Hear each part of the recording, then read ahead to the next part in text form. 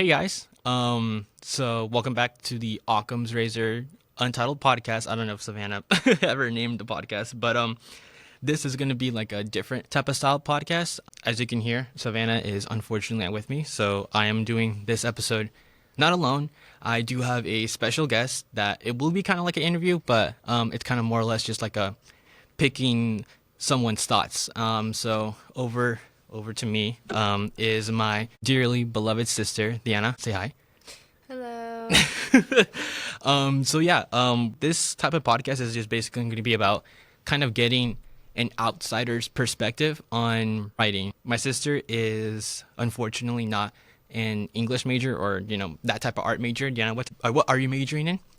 I'm majoring in graphic design. Yeah, so she's majoring in graphic design. So it's kind of like creation, but in a different kind of aspect. But Diana has been with me through my whole process at Occam's Razor and through the things I've created over the years. But it'd be nice to just kind of like pick someone else's brain to see what's their thoughts on like what's good, bad writing, stories in general. So this is what the podcast is more or less going to be centered about. So Diana, if you want, you can briefly just introduce yourself.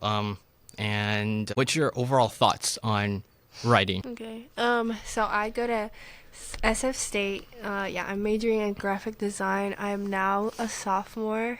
Technically, I'd consider myself a writer. If you think about how many times I helped Diego throughout his process, like I'm technically an editor because I read all the papers and then I would help him say oh, maybe this is not the right thing to do, or like maybe this is. But in general, I don't like writing. Personally, I don't like writing. I think English is an easy subject, but when it comes to writing essays, that was like my worst enemy in high school.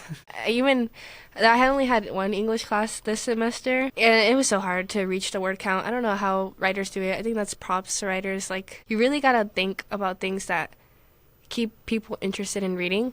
I think even I have a hard time because I still scan through I think this morning I told my mom to read an email for me because I was like, it's too much information. Like, I don't want to scan through it. Yeah.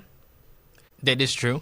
With Diana said earlier, she has been a special contributor to my writing over the years. Some of her ideas were actually implemented in some of my Occam's Razor stories that were in issues 41 and 40. But yeah, but she knows enough to, she knows enough creatively to have good input. And so I guess this is like the best segue into like, what do you, Diana, as a consumer of writing, what are your thoughts on just what do you consider good / bad writing from what you've seen in our entertainment industry? Wow. That's hard. I think that's so broad because there's so much you could pick into. But personally, I would say good writing is like, in terms of like writing like poems and stuff, I would say Taylor Swift. I don't know, her lyrics, I feel like something in her lyrics just really speaks to people. And if you like are a really big fan of Taylor and you break down her lyrics and things that have gone on in her life, you're kind of like, whoa. I don't know, that's poetry in itself. Okay, but right? I guess what makes it poetry then? Because Okay, well, I don't know the answer, but I would say it's poetry. So do you think what you consider good writing is the feeling you get from like listening or reading? Yeah, like if you can get emotions out of me while I'm reading, then you're a good writer. Okay. Like if you can make me feel sad for you, or like kind of like imaginative. That's what I've always said. Like, if I can make my writing like imaginative, like create a picture in someone's brain, that's pretty good writing. Okay. Now, what do you consider as bad writing then? Kind of like awkward dialogue. There's a book that I want to say that's pretty bad, but it's about to get a movie though. So I don't know if people out there like it. Okay, but you can say it though. I didn't like It Ends With Us by Colleen Hoover. I don't know if I pronounced that right, but it's about to get a movie. Blake Lively's in it. What's it about? This woman, her name is Lily, and she moves into a new town. I read this book when I was a junior, so I may not remember. But she moves into this new town, and she kind of has been like escaping her parents' relationship because her dad was abusive to her mom.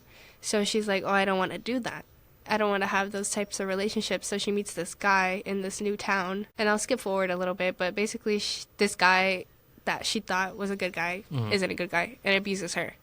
So that's why it's titled "It Ends with Us," because she wants to end the cycle of abuse. And I feel like some moments in that book, it's just kind of written bad, because a lot of people say that writer, she kind of like how do I say it, like sexualizes like abuse. Okay. Like kind of makes it look sexy, but it's not. A lot of I think she does have like a lot of books like that. But yeah, I don't know. I don't like it. And it's getting a movie, but it's because it's pretty popular. So I think that what I found interesting is that sometimes whenever a writer is going to write something, they have an interesting concept, right? Like let's say, right, like what you mentioned earlier, like the cycle of abuse, right? I think that is always the good idea. I think it all just depends on the execution of things, because you don't want to overstep it, but you don't want to not take risks. So there's always like the fine line in writing, because you want to be unique and be on your own, because nowadays, like nothing original is as popular as it was like before, right? That's so true. So it's all about how do you make this your own, you know what I mean? Yeah, so I think that's like the main issue. Yeah. And then I also said this, like, well, coming off of that, like, it's hard to be original nowadays. Like, I don't know if you guys know, but like there's a specific type of romance novels going around lately where it's like kind of like, oh, we're bumping into each other. Like it's either bumping into each other, or they knew each other from their past lives and they're trying to rekindle, or something like somebody saved someone from something. Those are like the top 3 like romance novels that are happening right now, and they all have the same type of style cover. I don't know. I feel like you guys would know what I mean if you guys walk into Target, because you'll see it in the book section. I think it's hard to be original right now. Yeah, it's definitely hard to be original, but it's kind of sad, because I think now with everything being, this focus is more or less shifted on to like movies or I guess video games can also be shifted there as well. But I think with movies nowadays, with everything being so expensive and like, you know, a lot of movies coming out this year, I think audiences are just more or less weary of going to go see movies now, especially if it's new. Like I think, let's take for example that Ryan Gosling movie, right? What's it called? The Fall Guy? Yeah, Fall Guy. The Fall Guy. From what I've heard, it's not doing that good, and it's already gonna go to streaming in like 2 weeks. So sad. And compared to like, let's say Kingdom of the Planet of the Apes, right? That's like, I don't know if people know this, but that's a franchise. There's been movies before, even like the Caesar trilogy or whatever, right? Oh yeah, and like that thing that you told me that Pixar is not doing too good. Oh yeah. With new movies, but they're writing like their old ones, and they're like kind of like we're making another sequel or whatever. Yeah. Yeah, like. Yeah, I don't know if anyone knows this, but apparently it's rumored though. I don't think it's confirmed yet, but I mean they've already confirmed they're making a Toy Story 5, right? So they're already making a Toy Story 5, but there's rumors as well that they're gonna make Incredibles 3 and a Finding Nemo 3, and it's kind of sad because Pixar was once like the innovator of stories, right? Because you know Toy Story 1 was like such an original idea, like toys coming to life. It's a bit demonic, but Monsters Inc. is my favorite movie. Exactly, like and then you know, sorry to cut you off. No, you go ahead. Okay, but then the second one is them when they were younger, right? I need a third one. Like if they can make a third one in Monsters Inc., then I would love it, because the first one were so good. The first one was so good. Yeah, but they don't listen to me. But the thing is, what's funny is that like you would rather go see a potential Monsters 3 movie over like The Wish or Elemental. Yeah, that's so true. Like it's all about like, it's kind of sad that like the best days of Pixar was when they were innovators, and now that they're trying to make new things now, like no one's going out to see it because things are just more expensive. I feel like also like with newer movies that are coming out, like they're kind of just trying to, like you could tell that their writing is trying to relate to the new generation, because every time you go see a movie, everybody's saying like some new what do you call them? I don't know, new like slang, the new slang that Gen Z uses. Being like someone would be like, oh my, like that's so like, I don't know, like trying to be hip basically. Yeah, trying to be hip. Like they're probably gonna say like skibbity toilet in a movie one day or something. But like I don't know, it's just not relating. Like it just kind of feels cringy when writers do that. Like they're like, oh my god, we have to relate to the new generation. Like no, you don't. Just be normal. Just be normal. We just write good. Yeah. We just want to see funny stuff. We just want some stuff that makes us laugh, not cringe. Exactly. And I think the company that does that the most is like Illumination. Yeah. Like a lot of what they do is like, I mean, obviously it's skewed towards kids, but like, you know, as an adults like us, where like, let's say we go to like take our little cousin to watch like the new Despicable Me movie, right? Like he's gonna have fun regardless of what the story is about. Yeah. Meanwhile, while we understand what's going on, we're gonna be cringing at the fact that like the minions are doing like stupid shit, you know? Yeah, well, it's funny because like back then, like cartoons were kind of like for us grown kids, right? We would be like, oh wow, this is so good. Like the story is so good, right? So like let's say like, the one where Andy's going to college. I think that's number 3 or number 2. That's number 3. Yeah. Yeah, we're like, oh, this is really sad. Like Yeah. he's growing up out of his like like little kid toys. He's going to college. He has to leave it all behind. But to kids, it's like, oh my God, Woody, he's leaving Andy. Like they're like, oh, it's so sad. But they don't understand like us. Yeah, that's like the writing is targeted to us, but the animation's for the kids. You know? Exactly. Again, like Pixar has made movies where it's been targeted towards kids, but it's also like things like adult understanding. And I think like the best example I've seen of that is like the first Inside Out, right? Oh, Because yeah. it's basically about like, you know, emotions, you know, having emotions, whatever. But like the adults who are understanding like Riley's perspective, like they understand like what it means to like go to like a new area. You don't know anyone. You're trying to be happy. Like you're trying to be happy for your parents. And Pixar, I mean, maybe they can get back to the good old days when they can start writing good. But yeah, like nowadays, like it's all about the execution and what does your movies, video game, book, whatever have to engage the audiences, right? Yeah. And I think I'm trying to think. I think the best example I've seen where like an original movie I think we've loved was the Nope movie, because no one had no idea what the movie was about. All I knew was that it was Q Peel attached and he was writing another horror movie. But the writing and the story within that movie made me love that movie because it was so original. Because at the time when we watched it, we were watching like so many superhero movies, so many sequels, yeah. so many of this type of stuff. So it felt refreshing to get something not necessarily original, but again, like it goes back to like how do you spin it to make it your own thing? You know what I mean? Yeah, and also I love when like movies and shows, they're like they're doing little things, like putting in like kind of Easter eggs or like kind of little notes that you don't like realize, you know what I mean?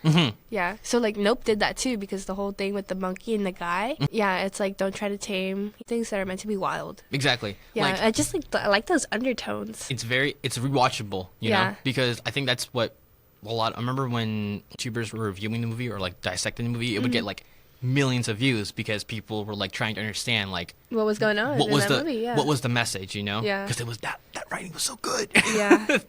So if a movie can make you rewatch it, not just to get out of enjoyment, but to also like trying to dissect it, I feel like it did its job, because you're watching it more and more, and the more you watch it, the more you understand it, the more you're gonna love it, you know? Yeah. And you're gonna say something? I was just gonna segue over to like, since we're talking about superheroes, I was gonna talk about The Boys. What about The Boys? Like I just feel like the writing in The Boys is really good. Like past like all the action scenes, it's just like the little things that like Homelander does, like kind of says. I don't know. I think that's really good. Like the stuff about like people don't notice that he moves his cape before he sits down. Yo, somebody thought of that. Someone thought of Someone thought of Someone that. had to think. Yeah, someone had to think for that. I think so. Those of you who may not know what The Boys is, it's an Amazon Prime TV show. It's based off a comic series where basically if superheroes were treated as celebrities, and if you watch the show and you go read the comic, you're gonna see it's very different. And again, like that's the best example of making something your own, because The Boys TV show is nothing like the comics. Like the comics doesn't really have a story. It's just, I think I watched a YouTube video about it where there's not really a story. It's just the comic writer doing things to like, because at the time Marvel and DC were at its height, and so he was trying to like kind of do the opposite of what they were doing, and by doing that he was doing very explicit things that nowadays just would not pass, and I highly doubt would ever be on the show. I mean, the show's offensive, but I don't think it'd ever go to that extreme. But I know that you've always talked about The Boys because it's just good writing, because it commentates. It's a parody. I think a lot of people don't realize that it's a parody of the political things that happen in the world, like Yeah. the A-Train thing, the Deep's apology, you know, like all of that stuff. I think the new season, it's all about the Starlighters versus the Homelanders. Exactly. So and then Trump versus, ending Democratic. Yeah. Yeah, and there's levels to this. Yeah. See, This is an iceberg. See, like this is how you engage audience, and I think the recent Fallout show also like kind of have done that as well, where like it's. I mean, I think the Fallout franchise, if y'all don't know, it's like a post-apocalyptic, universe. Fortnite. Sorry, I just remember that Fortnite's like gonna have a That's collab good. with them. Yeah, by the end of the month. Yeah, but it's kind of like a parody because it over exaggerates a lot of things. But also it's going to the point where it's not exaggerated, but it's also can't become real life. Because I think should we talk about spoilers about the show? Okay, wait. Spoilers and 1, 2, 3. Okay, so towards the last episode, it is revealed that a bunch of these corporations come together and they decide that they don't directly say it or do it, but it's heavily implied that they've invested they invested so much and created these nuclear vaults for people to stay in so that they can survive. But the purpose of creating these vaults were not just to protect the people, but to also create experiments on them. From like child soldiers to drugs to like what if 100 men versus one woman or something like that. And it's at the end, the twist is revealed. It's like, what if they say what if we drop the bombs, or like it's implied that they want to drop the bombs because they've invested so much that it's like these vaults gotta work for something. It's gotta work for something. But I think it's funny to think about that like a corporation would like do this, but it kind of makes sense because I think the way our world is heading, it's not far fetched to think that companies would start a war or do something because they've invested so much money in But what are your? I'm sorry I've been talking for so long. What? I know. Not to skip over that Fallout stuff because this Fallout stuff, like I think the writing, the way the first episode starts and the way the last episode ends, I love how each episode literally was just building everything up, right? Because the flashback scenes, you want to know more. Yeah, that's the grade. Like that's peak writing. Like not to like gas it up so much, but like just saying like in general, like to build it up where your audience is like, okay, I need to watch the next episode. Like that's why everybody would like the first season of Stranger Things because the first season of Stranger Things, you're like, okay, who took Will? You're kind of building up the mystery, and also that's what the Fallout does because it's building up that mystery of like who what's the story to this guy, what's the story to this girl, who are these people that we're seeing in the flashbacks, and you see them later on. Spoilers. And you see them like as ghouls or like as like they're still there alive because they're frozen. Like I don't know. That's crazy. Yeah, and you're not familiar with Fallout because I played the video game, so I was already gonna watch the show. But you had tiny bits of details of what the lore was, what the universe was, and it's interesting how the writing was just that good that it just really. What episode were you immediately hooked on? Like, what was the moment you said, "Yes, I want to finish the show"? Fast. I think the second episode. The second episode is when they kind of like, because in the first, I forgot. In the first episode, it ended with them the massacre, right? Yeah, where Lucy leaves the vault. Exactly. So the second episode. Yeah. Like, because she's out there. There's nothing to do in the vault, but she's out there now, so there's things to do. Exactly, and and I think going back, sticking with Amazon, I think their other magnum opus, I guess, is Invincible. I was just gonna bring that up. No, because my first thing that I was gonna bring up is like, oh, I shook the table. The first thing I was gonna bring up was Amber, because everybody hated her the first season, but then her writing got better. Exactly, because like in the second season, people were like, okay, we were a little bit too mean to her. And it's funny because our last episode we were talking about criticism, right? And that if you don't take criticism as a writer, you're not going to grow, right? Yeah. So like, and my professor, she was just mentioning that our whole lives we just have to learn how to take advice, critiques. And I think that like, while Amber was very insufferable in the first season of Invincible, she definitely improved a lot. And it's all because of what the writers took back, Yeah. Because I feel like, I don't know if that was on purpose though. Because the second season's like, I mean, like, was that the whole? I don't know. Like, was that the whole point to make her annoying in the first season and then to better her in the second season? I don't think so. Because like, why was she like that in the first season? I don't know, but they corrected it. Yeah, they did correct it. They finally took those tweets to heart. Those feedback and tweets to heart. Yeah, and but yeah, I think that's another case of a new spin on superheroes because the Invincible show, it takes itself seriously and it presents, while it does have the the Superman, Omni-Man type of thing, and then the Superman Son, Invincible, whatever. It still has a unique enough identity to stand on its own and not be compared to like DC or Marvel. Like if you see like Mark Grayson Sue, no one's gonna be like, oh, that's like a DC or Marvel character. No, that's like its own. He's his own thing. He's part of its own universe, you know. Yeah. And I feel like Invincible did a really good job on like presenting itself to be real, because I think the most realist thing it does, how human like everyone feels, you know. This is such a spoiler-filled podcast, but in the second season of Invincible, Mark really has to grapple with like. Is it an allegory? I think it's an allegory of having divorced parents, because Omni-Man is off somewhere. Yeah. Debbie is at home, and Mark is still grappling with like, I miss my dad, but I hate him. But I gotta take care of my mom. But like, I got other responsibilities. It's gonna overtake it. And what do you think about Invincible? What do I think about Invincible? I think it's a good show. I think, well, like what you said, like they made Mark pretty human, because if you think about it in a teenager's perspective, you're trying to find out who you are, you know, and also it could be an allegory to divorce. I mean, he hates his dad, but he still loves him, you know. His mom feels guilty that he left, like... She feels like responsible for it, right? Yeah, and it doesn't help because I think and she's very contemplative of suicide. Yeah. And especially with everything's been going on, I don't know. If you ever watch Invincible, just know that the second season is very, very sad. Yeah.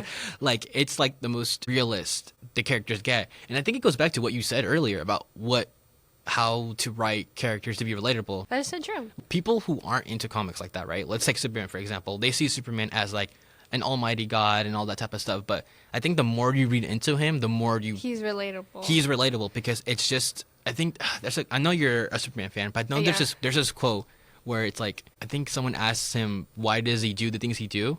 And I think he just says like, because, you know? Like, no, it's from Batman. Oh, you got it wrong. Oh, don't even think you know, man. Okay. Don't even think you know like me. But no, it's they're asking Batman, basically. They're asking Batman, why do you think Superman, you know, hasn't turned against us, right? Mm-hmm. Because he sees Earth as his home. You know, he's just as, even though he has all these powers, Clark still sees himself as human. These are his people, you know? Yeah, like, he can, but he doesn't want to. And who knows why? He just wants to be good. Yeah, he just wants to be good. Yeah. Earth is his home. Exactly. You know? The best example, I mean, there's probably other good examples of Superman just being good because he wants to be good, but All-Star Superman has been, like, hailed as, like, the most best comic of Superman because, if you don't know, All-Star Superman's about Superman learning that he's gonna die, and so he, with his time left, he does as much as he can to make the world a better place before he dies. Yeah. So there's another example. I think I sent you this once too, where there's this one girl who is about to commit suicide, and Superman goes up, right, and he just talks her down. Yeah. And then she just says, "Can you stay with me?" or something like that, and like the comic panel show that Superman is literally there for hours. Like, sitting there with her. And then she says like, "Oh." Because I remember she's constantly suicide, so at the bottom is like firefighters, police, whatever, and they have like a giant spotlight on her. And then she says, "Can you turn that off? It's bothering me, right?" And Clark immediately just lasers the thing, and he's like us. He's human. Oh my god, he's like me. us. He's just like me for real. He's just like me for real. Oh my god. But yeah, I wish I could like bring my stack of comics to explain to you why Superman's such a good guy, but maybe for next episode. From the top of my the top of my head, I'm not prepared for this question. But Superman's the guy. That's why he's getting paired off of like, oh, bad guy, you know. And it's sad. It's like Superman, like if he could be bad, but he's not bad. It's sad because like before, like Superman was this iconic like man of America, like for America, like he was very patriotic and all that type of stuff. And it's kind of sad to see the latest interpretation of Superman. Bro, they just don't do Superman justice. I know. I think all. like the latest interpretations of him have literally like ignored the human aspect and just seen him as like the god. Just a hero, yeah. Just like a god, right? Yeah. And people don't like that because we're not gods, you know? So, we're human. Speaking of who is relatable, Spider-Man. Spider-Man is number one. Spider-Man. He's relatable. In your opinion, he's the most relatable superhero. Of course. And so now this is a good transition now, because going back to like again the writing part, what out of all the iterations of we've seen of Spider-Man, from the movies, from the games to the TV shows, what do you think how do you think his writing?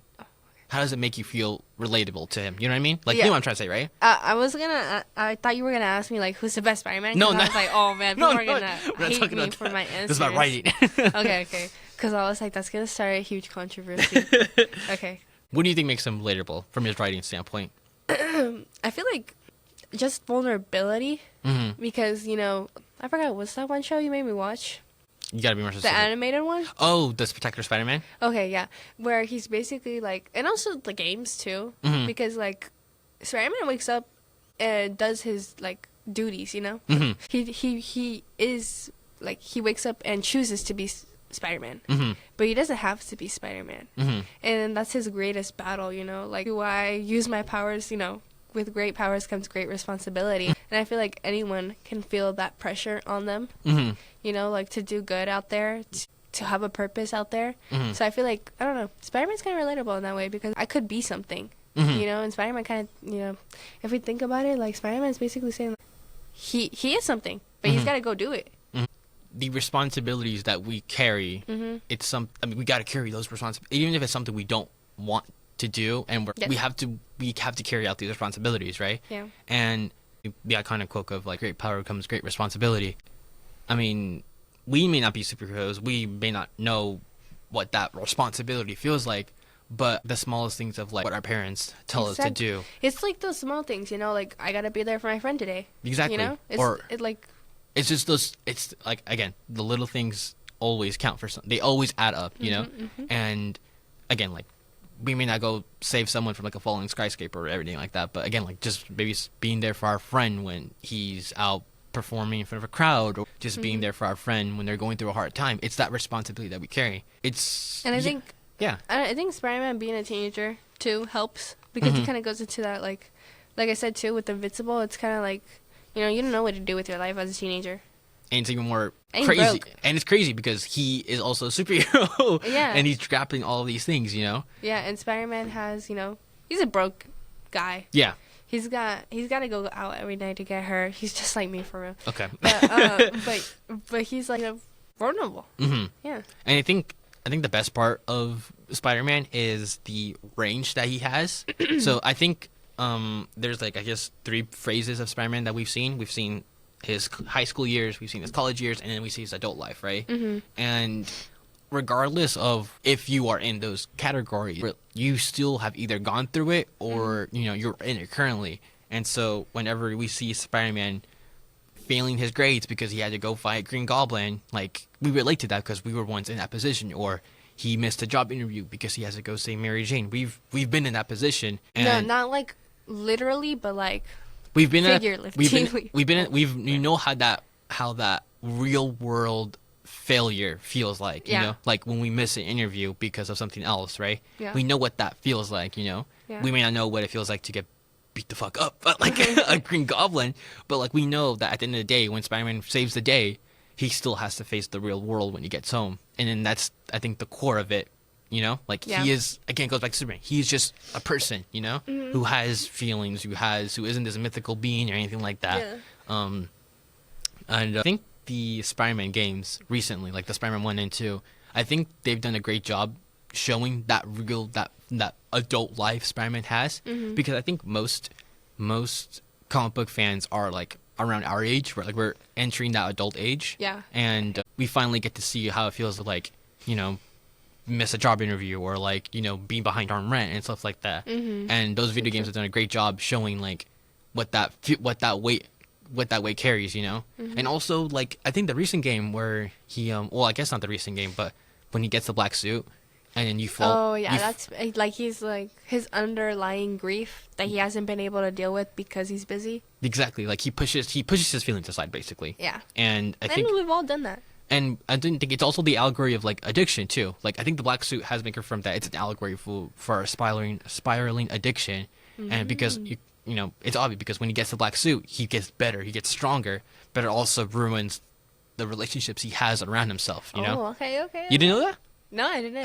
But now that I'm thinking about it, yeah, it's pretty good. It makes sense. See, writing is great. I was gonna say that like this connects back to like the Tobey Maguire movies. Well, I was gonna say, like before you get into that, right? I was gonna say like how much Tom Holland like Spider-Man got hate because his mentor was Iron Man, and I didn't like that. But now that I'm thinking about it, that was actually kind of a good decision because it's kind of like, well, anyone who's dealt with loss, right? Like of a mentor, of a parent, guardian. Yeah. I think it was good how the second movie was like, I don't know how to navigate without them. You know, they were there for me, and what do I do now? How do I make them proud while they're still not here? I feel like that's. He got too much. That Spider-Man got too much hate for that because I feel like someone could relate to that somehow. Yeah, you know? And I think it also carried a bit into like the third movie where I was gonna say spoilers, but I think everyone and mom has seen No Way Home. Bruh, for real. And I think when he loses Aunt May, he feels responsible because he caused the whole Doctor Strange thing, right? Because he didn't want her to forget that he was Spider-Man, right? Yeah. And so because of that, villains came in and the villains betrayed him, and that led to his Aunt May's death. And then he feels that because now he has, he has MJ and Ned, but now he doesn't have a familial connection, right? Because that was his only, I guess, family. Yeah. And then now because of that, he feels that grief of like, man, I killed her. I basically killed her, because I chose to not want her to forget. You know what I mean? When if he just accepted the real world, it wouldn't have happened. Yeah. Yeah. So it's so sad. It's very sad. What are you gonna say about Toby though? I was just gonna say that the scene where in the third movie where he is taking off the black suit, and then I think the iconic like ripping off the black suit and everything like that, and the church bell. It's like a symbolism of like overcoming addiction because it's a parasite within you, and it's not easy to get off, But yeah. So I think the core of everything is what makes good writing is relatability, and I think what makes bad. Actually, we haven't really talked about what makes bad writing within like these genres. Oh yeah, huh? We've been focusing on the good side of it. We're not like MCU like meat writers. Okay? No, we're not. No, we're not. They've had their pretty bad mistakes. Literally, I think the only movie that recently like just hit to the heart was Guardians of the Galaxy 4. What? 3. Oh shoot, my bad. I just created a new movie. As in a bad writing? No, or? as in like that was the last time I saw good writing for the MCU. Oh, okay. I see what you mean then. Yeah. Let's focus on like what makes bad writing. Since we're focusing on the MCU, let's focus on like what makes bad writing. Yeah. So do you want to start off? I feel like you have some thoughts on like. No, you start off. Okay, I think the worst example of bad writing we've seen is, in my opinion, from what I've seen from like the MCU standpoint, but it also could be seen as like a writing standpoint when you're writing a book or anything like that. I think the purpose is to like when you're writing something, you should not make it have to feel like you have to read something or watch something else to understand it, right? Because the biggest complaint I've seen is from the Doctor Strange movie is that you have to watch WandaVision to understand why Wanda first of all has kids and why she obsessed with kids, right? The bad writing of that is because you can't make your writing feel like it has to be connected to something. And there's nothing wrong with like making sequels and everything like that, but I think what made the MCU great, first the Infinity Saga, whatever they call it, I think what made it great was that 80% of it was its own thing, right? And then the last 10% of it was like, okay, but here's a tease for the next movie, right? Because okay, the first Iron Man movie, right? You can watch Iron Man without having no idea who he is, what the MCU is, all that type of stuff. And then if you stick around for the post-credit scene, it then teases the possible future. Because I don't know if you knew this, but they weren't sure if they were going to make an Avengers movie. And because like it was such a good movie on its own, we're like, Marvel was like, okay, now we're going to make this universe. But they also were like, okay, but let's take it small. What makes good writing is that you should always take baby steps. Do not take like big steps, like if you're writing a fantasy series about, I don't know, like some random character that's going to be focused around, do not, and I repeat, do not start thinking about making spin-offs for something you haven't finished. Exactly. Bruh, that's exactly what MCU did. Exactly. Like, I don't know. They're like what do you call them? Every time they'd go like, what's that thing? The releases that they would go to, and be like, oh, this is the timeline. Oh, they were already phases. ahead of. Yeah, they were already getting ahead of themselves. Yeah, like I think, and there's nothing wrong with having a timeline, right? Like I think phase 3. I think phase 1, phase 2. I mean, I think people didn't even know they were in Phase 1 during the first Iron Man movie, because I don't think even Marvel knew where they were. Like, they had no idea they were leading up to Infinity War. Sometimes when you're just writing, you sometimes just have to go with it, because if you have like a detailed roadmap, sometimes it's not going to work out. Because look at how many times Marvel has announced something and it has not come to fruition. Like, Marvel has all of these things lined up, but because of their poor writing and the poor reception, they've had to delay it and just have to cancel some projects. I think when it comes to bad writing, do not get ahead of yourself, because let's start small. You know, there's so many like spin-off shows. Like, remember Echo? Like Echo. Bro, what was the purpose of Echo? Exactly. We watched Echo. We tried watching Echo. No, I thought we finished it. We did not finish the last episode. Dude, what was the point of Echo? Exactly. Because all it was to bring in viewers to watch Daredevil. Like, Yeah. They teased Daredevil in that show so many times. Mm-hmm. They're like, come watch it because Daredevil is in it. Yeah. But what was the point of the show? Exactly. Like, if you're gonna make a spin-off, there has to be a point. Yeah. And Yep. I think Breaking Bad, it's the best example, because while Better Call Saul is it's connected to Breaking Bad, but it's like a prequel. I remember when Better Call Saul came out, people were like, "What's the point of making Better Call Saul?" Right? 'Cause we know what The show's ended. Yeah. Yeah, we know what happens to everyone. Like, but what made it interesting was like the characters and the story, Jimmy's story, right? Yeah. And the lead up to the events after Breaking Bad. Because I don't know if you knew this, but I think like the last season of Better Call Saul is the aftermath of.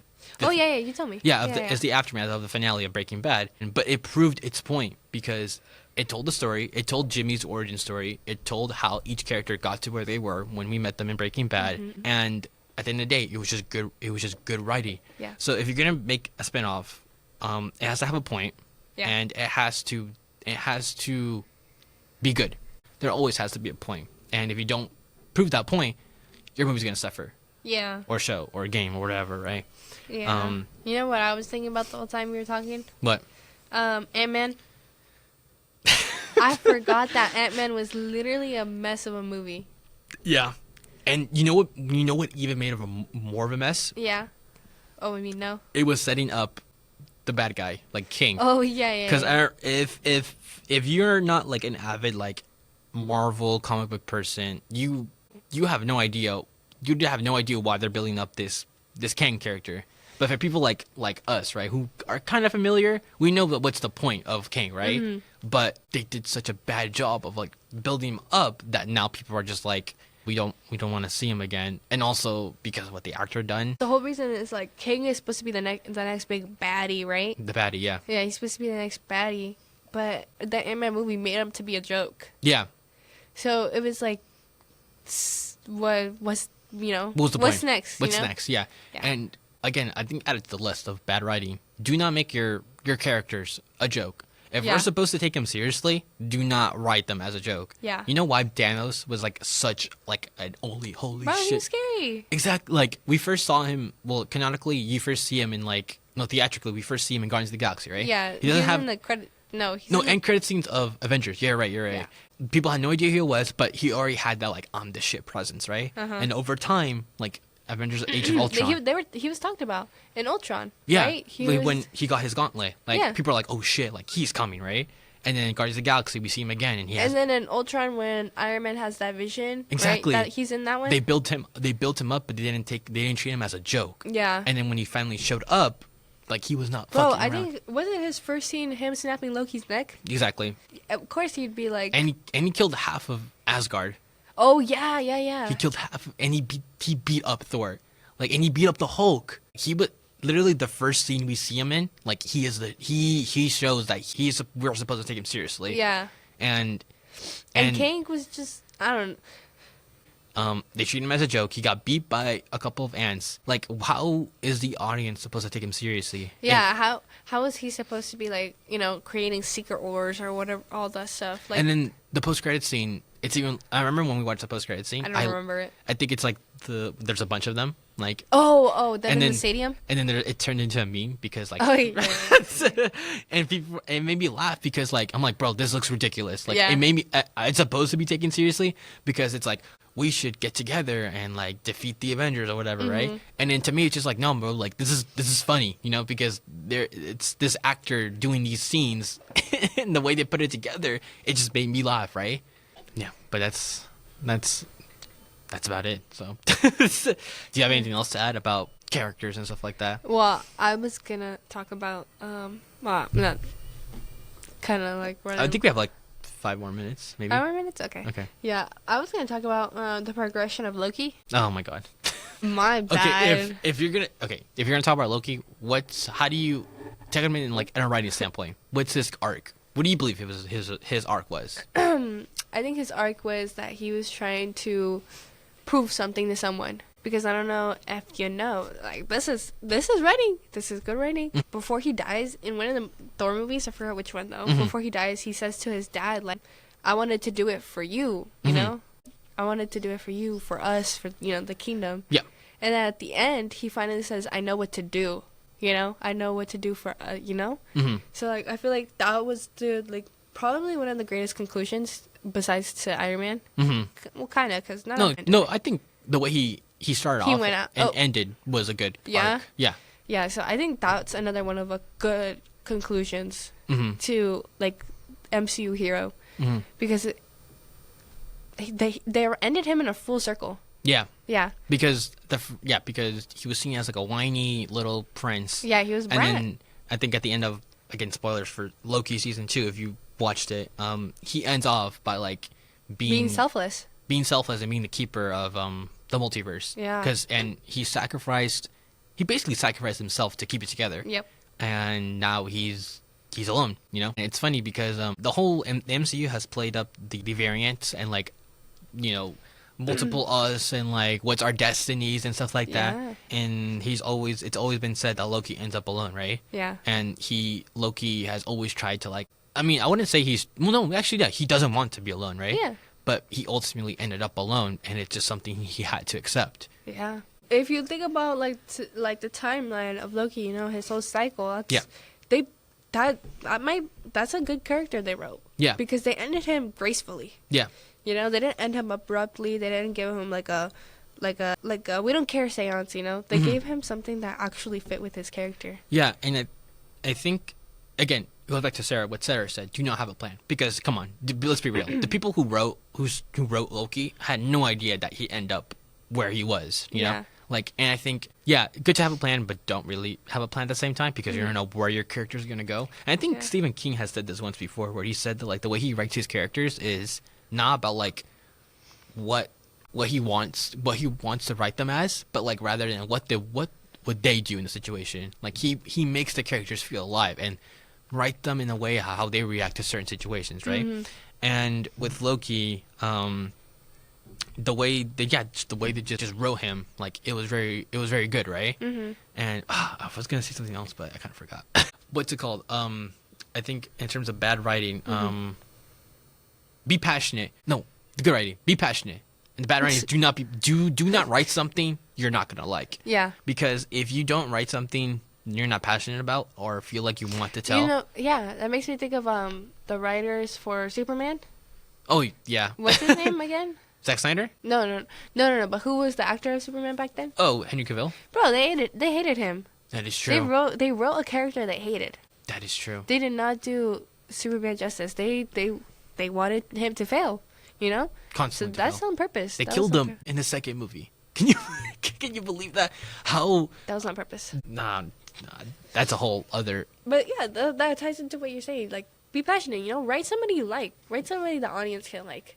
Write something that you care about, so that the audience cares about. Yeah. Yeah, and I think that's a good way to end off the podcast.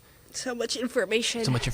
We talked about superheroes, books, video games, TV shows. I don't know. We went left and right. We threw curveballs everywhere. Exactly. I think next episode we'll talk about like art dialogue. We should talk about like kind of like character development because we know how we said we'd go back to like what we mentioned earlier.